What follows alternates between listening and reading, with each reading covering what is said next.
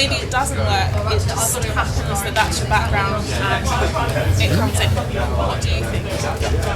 Well, I think it's like, sometimes you meet someone from somewhere and they tell you a piece of information that's a daily piece of information to them. And it might inspire you or change you, but that person's claim wasn't necessarily to come and change you. They just told you that what they see. So this is exactly how we think about it. This is just a reflection of our surrounding. So I might be writing a love song, and because I want to make it, realistic, then it might have something about a border, maybe not. So like in general, I feel like human rights issues come up in our music because we are from an area that's occupied. If it wasn't for that, it won't necessarily be. It's not that intentional, let's say. So it's about music first.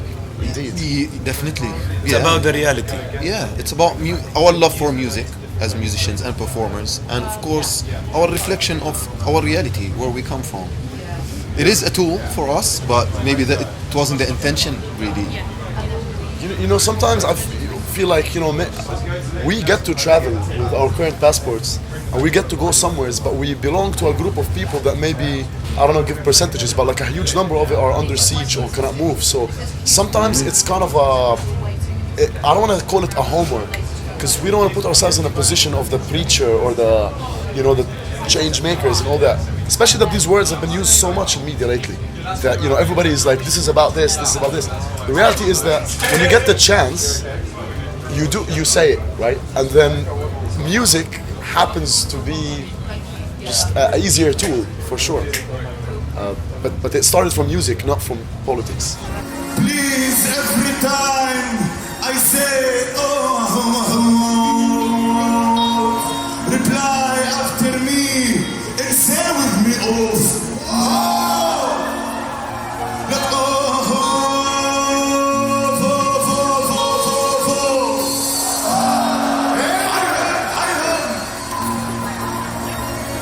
What sort of music influenced you?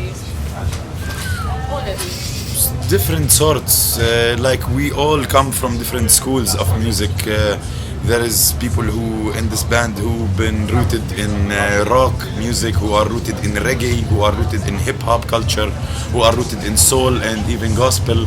But all of us as Palestinians, our main source of inspiration, if we want or not, is our cultural traditional sound and traditional cultural dance.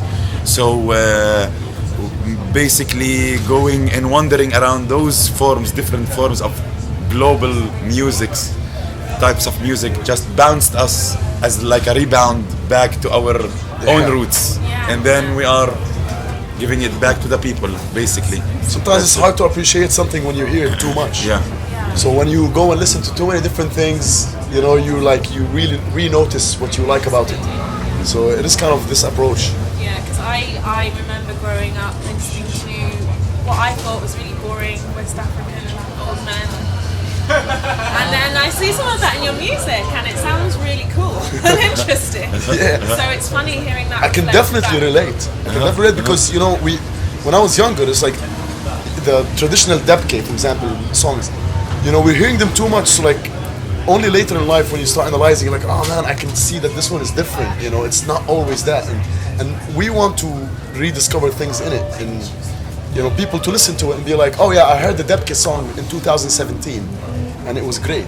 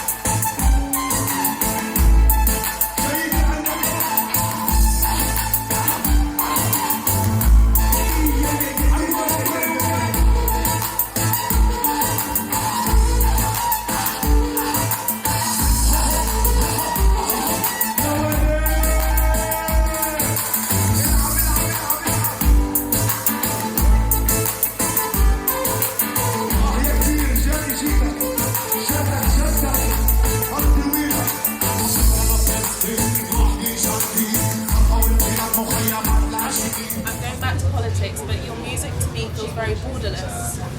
You know, it's not one person's music, it feels like truly world music, and that's quite a powerful concept when you think of what's happening in the world and the way that some people are occupied and it's okay, the rest of the world turns a blind eye, and, you know, migrants drowning in the Mediterranean trying to get to Europe while we're all here comfortable.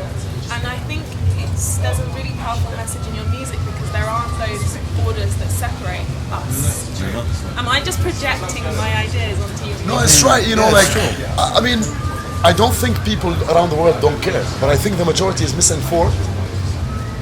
At the same time, you don't come off as like I'm the person with the information and you're just a band. Because I mean that's the reality. We're just a band. But then again, if the majority is misinformed about a place that you're from, it's like any piece of information I can throw might be of value for someone who doesn't know. Because the media intentionally dims this part of the world. There's weird. I mean, I don't want to get too political on it, but this is like the front line of the imperialist look versus the oppressed.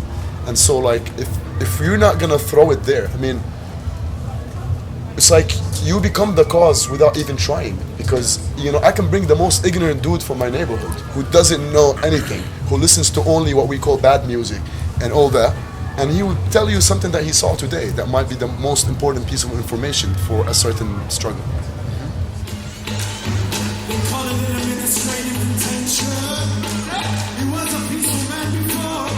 Now it's showing you oppression. 2 months, 4 months, 7 months, 2 years, 4 years, 16 years, 20 years. Tell me what?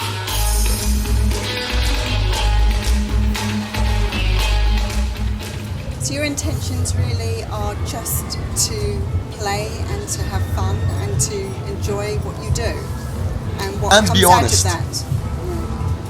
So with being honest, all the other things come. That's the problem. The politics come on the honesty and all that. You guys look like you were having fun. It's all about fun. It's our duty, you know. Yeah, we met like from each other's works. We all had projects and different things. So when we did that, the intention was like, we think if 4 of us play together, we will have a lot of fun. Yeah, and that was the first initial idea. It's like let's start something that is fun, you know. And we have different inputs, and so between the 4 of us, like the influence of music is very wide. So we're always exchanging tips about things that we know about different styles of music and how we infuse them in a way or another. It doesn't have fuel if you don't enjoy it. You know? Yeah. So if you're starting, say, you're thinking, I want to play today, how does it work for you? Do you go in and you think, I'll write something, or do you just go in and have fun together and it becomes a piece of music? I think it's all that stuff all of them together. definitely, Like sometimes Tariq has an idea, sometimes we're all sitting together and we just get an idea. Sometimes the two of us would work on an idea and then pass it on. So it doesn't really have a formula. Yeah, sometimes Researching, lots of listening. We sit together and we listen to the traditional stuff or the new stuff, and we just like in a mind gold, you know, just digging. We also research in like what's fresh and Like how dirty is that keyboard line in this Iraqi song? How did they make that sound? No man, they didn't make that sound. The mic was messed up in that party. You know, you try to recreate it. And the difference is like, it's a lot of things, you know. It's also like we're discovering other types of music. Like we've been based in London for a year now, and living in London, you will definitely get influenced with a lot of reggae, African music, rock, and that's like for us as musicians is a whole new horizon of discovery every day of sounds that we hear on the street. And we're always thinking, how can I apply that sound that I heard in reggae or dub or African music or Asian music in what we do. So yeah, it's like we're discovering this together. And as far as lyrics too, we try to stay honest, you know, so it comes out we're always freestyling, always digesting what we see, and just try to be the channel that it comes through and spits back out, you know. So it's always fluid like that, you know. Lyrics just come as a reflection. Jailbreak is coming, we will be summoned. We claim nothing, not the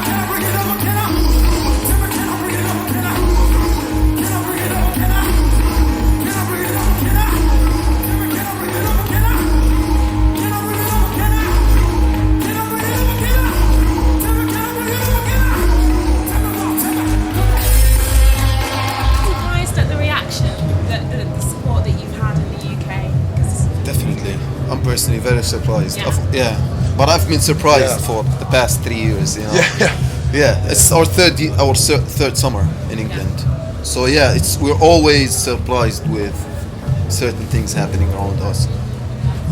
And what about the response globally, I guess, and the response back in Palestine as well? Do you get any sort of feedback? The response Yeah. back home is an interesting one. Because we do come from a scene of alternative Arabic music, Okay. you know, and this is kind of like a channel for all the Arab artists that start communicating through internet, you know, without like regardless of the borders. And you know, because that also got big in the Arab evolution, all this, there's a little sensitivity about going and playing in the West and also singing in English and Arabic, you know.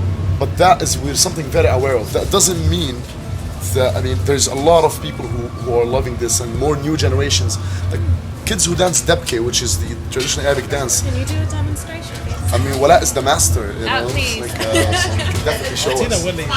It's basically Wellington. هات اشبك Okay.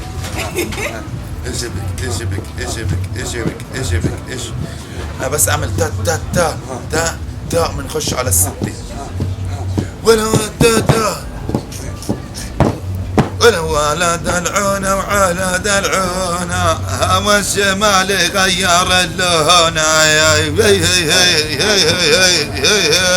غير اللون دي وذبح سمع صوت الخشب سمع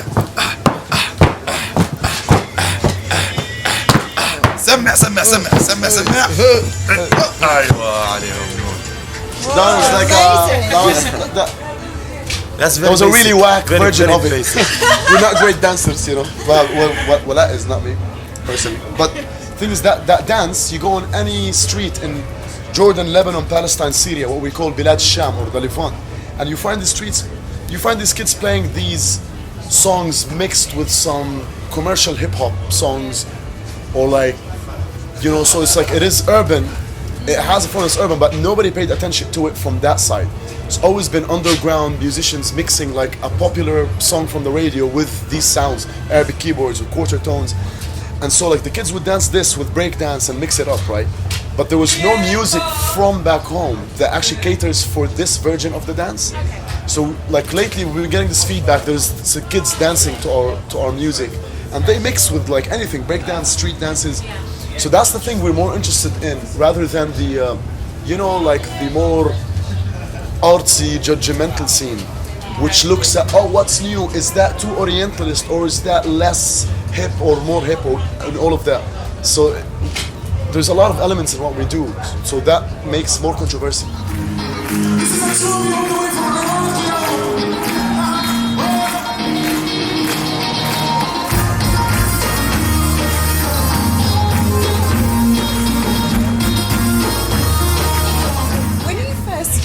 Played your music, did you have ideas of what your music was, or did people feed those ideas to you and tell you what your music was about? And was that an interesting reaction? I think because what we call the mijwiz, which is basically, it's an instrument, it's a reed instrument, but Arabic keyboards, we call them mijwiz as a genre, which means Arabic keyboard with crazy sounds and beats. And it's a very specific thing, so we knew that we wanted to use that. So like even on our first show, I've seen people go like, okay, I get it. Like, are you trying to do this weird like ghetto underground sound and put it into what you're doing? But it was still like, we were still experimenting. It still sounded a little like reggae and hip hop and soul and Arabic singing mixed with that, rather than just a thing. And we're still building to. We're still experimenting right now. Yeah. I think we're still experimenting right now the same way we were experimenting before our first show.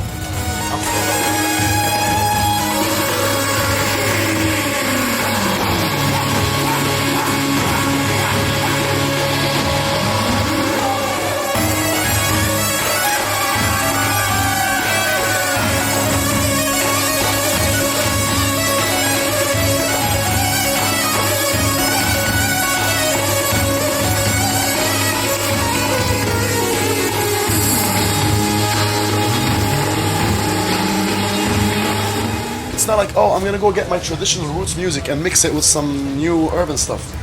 It's really when you listen to Mijwiz, the original, like, which is not something old. It's not really old music. It's what you hear in really shady nightclubs. This is really what it is. You hear it, or like traditionally in weddings and celebrations. But that version of it, that night music, is just sonically very different. Because nobody is using any of the real instruments. They're all having a preset that sounds like the instrument on a keyboard. And they have a lot of reverbs, and they all shout out all the visitors, and like they would shout out someone who would throw money at them. It is definitely. It's a culture, it's a thing. Party music. And I feel like they've ruined this music to the point that like if you put it right now in any capital of our area, people be like, bad night music, you know, like it's related to like prostitution, stuff like that. That version of it, because you know, it's still played in weddings and all that. I'm trying to sort of not save it, but like, you know, this sonically sounds very interesting. That a lot of reverb with the crazy sounds. It's different. So like, why? I want to play it with my songs. You know? Do you want the truth of the actual songs to come out? The truth of the instrument, the truth of the culture to come out? And to appreciate the sound sonically. Like, you know, I just want to write a song, just any song that I can play on a guitar and sing to my friends, and have that sound sonically with it. It's just an instrument that's interesting, and it's electronic, and it's been electronic for the last 25 years. So it's not like we're making the electronic version of it. So We're not inventing the wheel, but we are making it accessible. That's it. Sounds great.